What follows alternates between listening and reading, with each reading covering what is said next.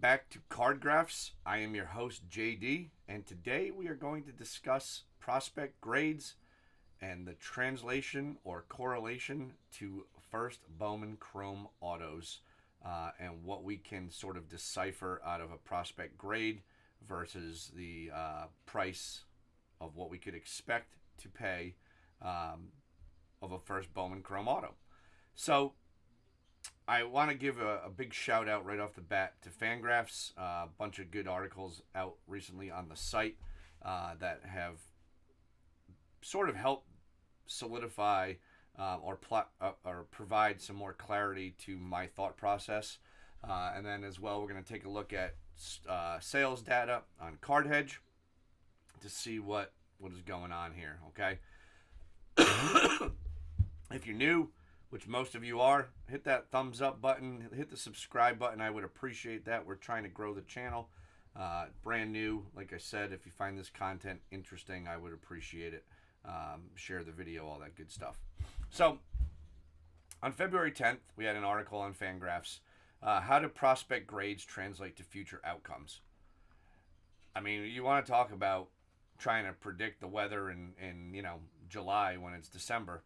Here you go. But these guys are very good at what they do, and I thought this article was fantastic, and I will link it down below so you can read it for yourself. But overall, the consensus here is that some of the future value grades on prospects sort of pan out consistently, and I think where it comes to those of us that like to dive into the prospect game for baseball cards, this can really help you sort of dial in or hone in on where you want to spend your money on prospects. All right, so let's get into this. Okay, just a little background on some of the data that was gathered here. So this gentleman took the prospect list from 4 seasons, 2019 to 2022, and looked at all the prospects with a grade of 45 future value or higher. I don't care about the pitchers. We're just talking hitters, okay? So, for example, he paired the 2019 prospect, blah, blah, blah, okay? He chose to use projections for one key reason. They let us get to an answer more quickly. Great, grand, swell. We all get that, all right? Another benefit of using projections is that they're naturally resistant to the sample size related issues that always crop up in exercises like this. That's key. Okay, prospects, there's a variety of things that happen along the way. This sort of kind of keeps it, anchored. All right. So, here's what he did. He decided to break down future outcomes into tiers. More specifically, grouped WAR outcomes as follows. I counted everything below half WAR per season as a washout, including those players who didn't have major league projections 3 years later. Given that we project pretty much everyone, that's mostly players who had either officially retired or never appeared in full season ball. I graded results between 0.5 and 1.5 WAR as backup. I classified seasons between 1.5 and 2.5 WAR as regulars, as in a major league regular. Finally, 2.5 to 4 WAR merited an above average mark, while 4+ WAR got a grade of a star. You can set these breakpoints differently without too much argument from me. They're just da-da-da-da, okay? So, with that said, broke down 685 hitters from grades 45 to 80 future value. All right? Here's what we got. All right? So, for those of us that like to speculate, those prospects with a 45 to a 45 plus grade washed out over 50% of the time. Okay? So, right off the bat, if you're looking at the top 100 list, you're looking at the Fangraphs top 100 prospects, whatever prospect list you're looking at, just know that if you think Billy Bob for the Boston Red Sox future value of a 45 is going to be a star, there's probably a 50% chance or greater that that's not going to be the case. So, to me, right away, I'm saying to myself, well, I'm going to start to really understand these numbers and really understand where my dollars are going to go, because I don't want to spend a ton of money on these 45 plus prospects. They're just not. The chances of them becoming a star are 1%, above average 6 to 11%, or even a regular player 17 and 19%. So that's not worth it to me at all for any kind of money, right? I'm just whatever. If they want to end up, those cards want to end up in a commons box or whatever, so be it. But ultimately, prospects and the prospect baseball card game are very hot and very cold. And a lot of times you have a very brief window on some of these guys to get them and sell them for any type of profit.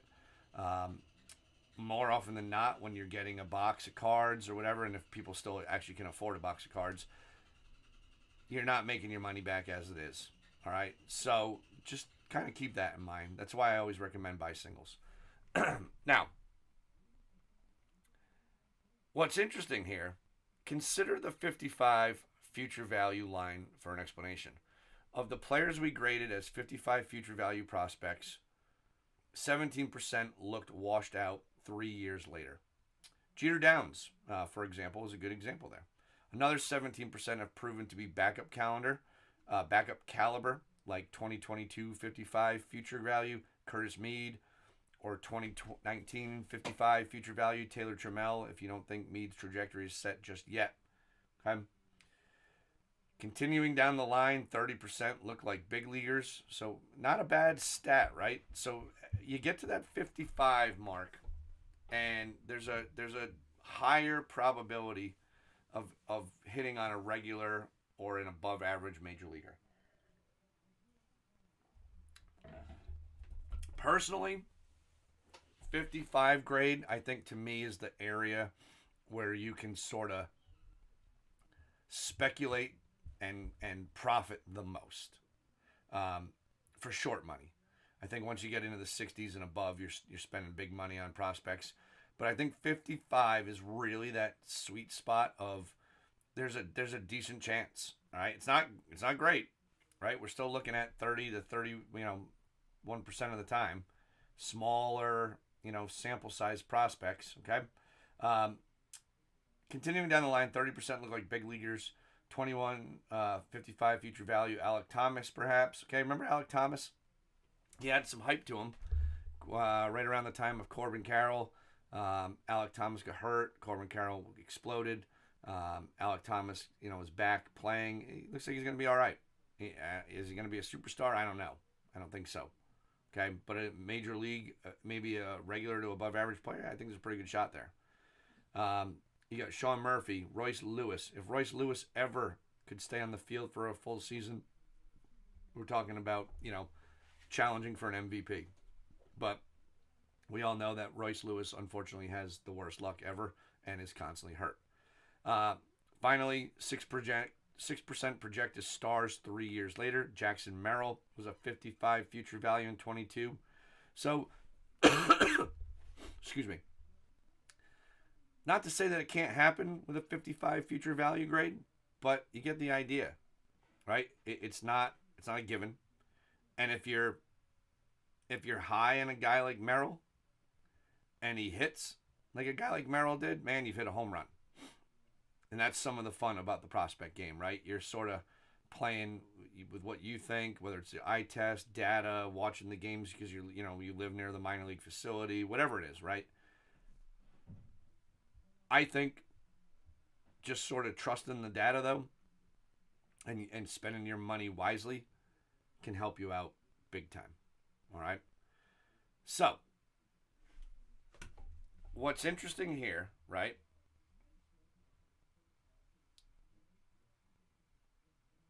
When you get to a 60, it looks more likely that 60 future values are far more likely to turn into stars, more or less. Okay? So what does that tell us? That tells us the higher the grade, the future value grade, the more likely they are to become a star. Okay, and there's different, hasn't been many of each. But at 60, you've got 42 prospects were graded out a 60 over this time frame. 17% of them became a star. That's pretty good, right? That's what? Just maybe 6 or 7 of them, 6 of them. No, more than that. A decent amount. God, my math is terrible. So, where I, in my head now, goes is this. I see a guy with a 60 or a 65 future value ranking. I'm a little more confident spending some money on them because the chances of them becoming a star in the big leagues is greater. Which in turn helps my investment if that's what I'm doing it for. Now, if you're doing this just to collect some baseball cards of your favorite team and organization or whatever, yada, yada, yada, or you went to high school with the kid, so be it.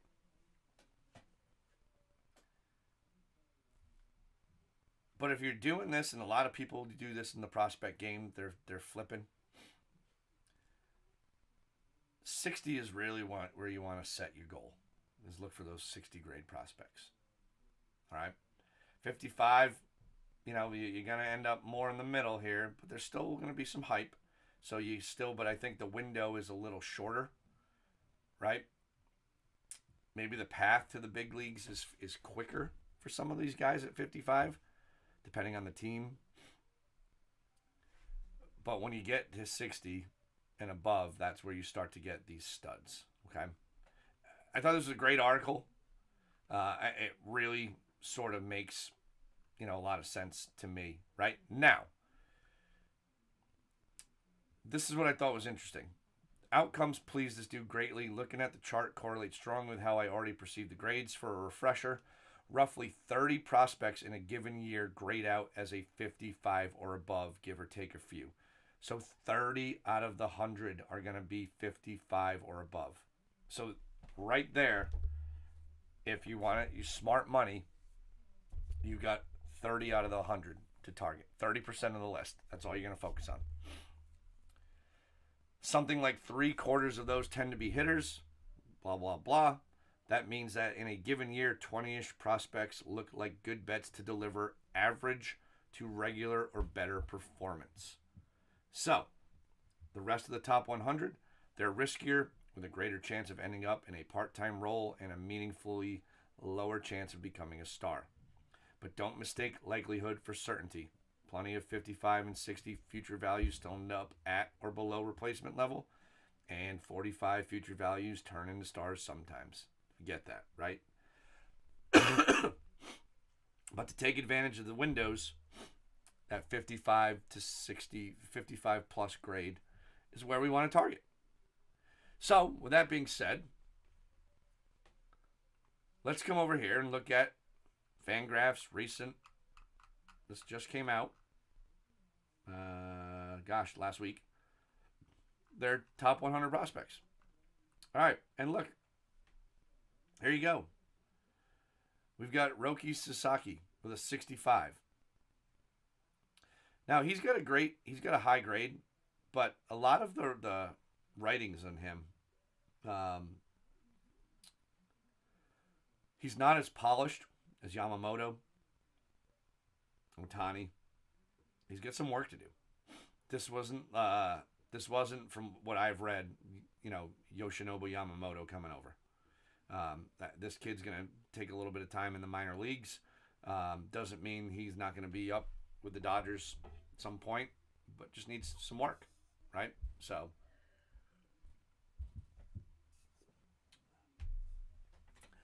Roman Anthony, Dylan Cruz, Sebastian Walcott, Samuel Basallo, Andrew Painter, Christian Campbell, Dalton Rushing, Jackson Jobe, Carson Williams. 10 guys right there with a 60 or above. Honestly, if you're looking to spend some money on some guys, here you go, right? Roman Anthony is not even 21 years old. Christian Campbell is about to be 23. Roman Anthony could have the potential to be in the major leagues for 20 years. We know it can happen there. If the guy is going to be that good and the data projects and all this other stuff, you're looking at a bona fide absolute stud for 20 years in the major leagues. We know the rest of these guys. Walcott is another guy, right? Young, look at him, not even 19 yet. By all accounts, big boy, right? He's a guy I'd be targeting. I'd be targeting any of these guys. I think the toughest guy to sort of to bank on here is Basallo. Catchers are tough. They have to do so much.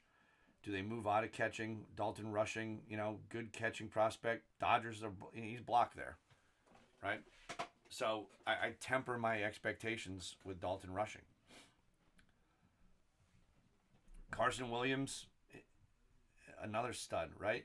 Then you get down to these 55 guys, right? There's Jordan Lawler still, you know what I mean? So like Aiden Miller, some of these guys are going to pop off because they're in the major leagues. But there's certainly, there's another what? 1, 2, 3, 4, 5, 6, 7, 8, 9, 10. 19 guys. So here you go. I mean, if you just stop right here at number 30, there's 30% of the list. Adrian Del Castillo for Arizona is the 30th prospect. He's a 50 grade. I don't even know if I'd waste my time right now. My boy Alfredo Deneau moved up to number 29 on Fangraphs. That's huge. This kid is 19. He's a stud. I just sold a couple of his first Bowman Chrome Mega Box gold cards, whatever. He's still dirt cheap. Power plays, though. Mizorowski, if he ever figures it out how to throw strikes, watch out. Eldridge is a stud in the making. Eldridge, I think, is a guy at 55 that, man, could do some damage. So that you get my point. Ethan Salas has been on this list forever. Look at this. Bazana is only a 50 grade. That's interesting. That's interesting. That is really... Where's Caglione? That's odd. Did I miss him? Oh, there he is. Caglione is only a 50. Right? So you think about that, right? Guys, I want you to think about something. If you go online and look at the prices of Jack Cagg's first Bowman Chrome autos right now, same with Bazana's, and where their grades are right now, get off the ship immediately. These guys at Fangraphs do this. This is what they do. I mean, not saying the guy can't be a stud, but look at the money people are paying out. Kobe Mayo, another guy, 50 grade. So like, again, I'm up here, right? I'm 50. I want to be. We just read it. I want to be in that 55 and plus above. So I'm working 29 and up on this list.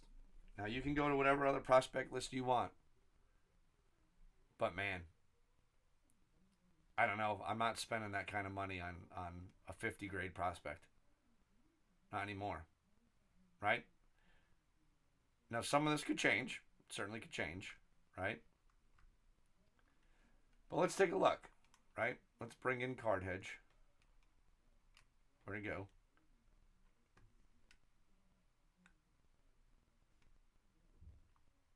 There we go. All right. We're on the AI chat. Show me Roman Anthony Bowman Chrome autograph. All right. So here's a 60 grade prospect. All right. We're going to look at his price history for his base auto. That's all we care about. All right. So PSA 10s, recent prices have varied from $326 to $1,055. That doesn't make a whole hell of a lot of sense. So we'll have to take a look. Most recent sale was $620 on February 12th. Prices have generally increased over the past few months. All right.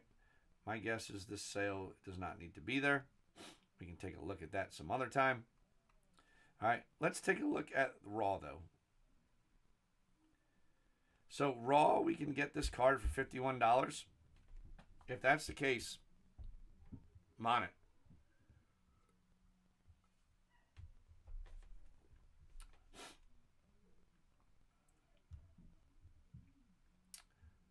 Let's see what happens here.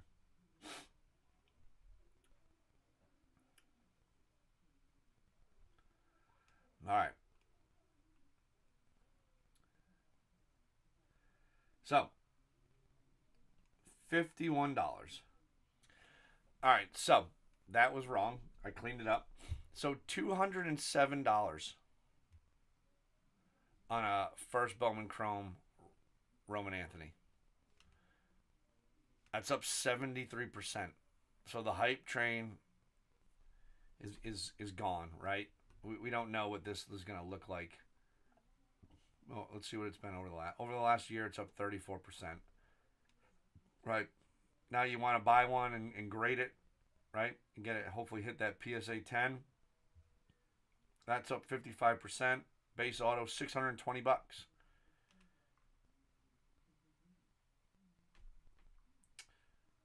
So I mean, you're still potentially 3xing your money.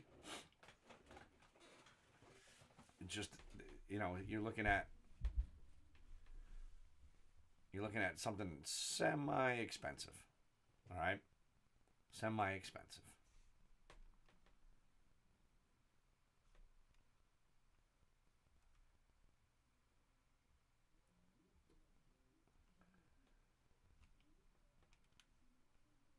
Right. So, show me. By the way, this is Card Hedge's AI chat, sports chat. It's fully interactive. It's awesome. Show me Roman Anthony Bowman Chrome autograph.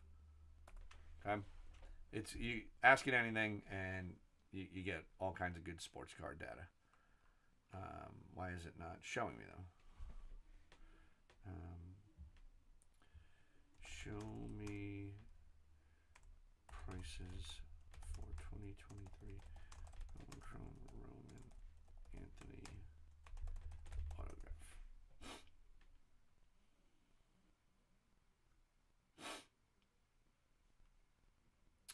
All right, not bad. All right, there you go. So you get the raw, you get the price. You know what I mean? So again, coming back here, right? This is because I clicked that button. You're looking at a 60 grade with a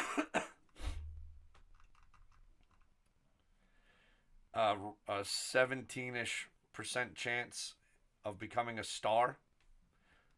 38% chance of above average. So that's where you make that decision of this is worth it or this is worth it at $200. That'll do it for today's episode, folks. Let me know what you think about the use of the data between Fangraphs and Card Hedge and my interpretations as far as using it to buy cards. Where are you at on all this? Again, I appreciate you watching. Remember, like, comment, subscribe, all that good stuff. Until the next video, appreciate it. Check out Card Graphs. Peace.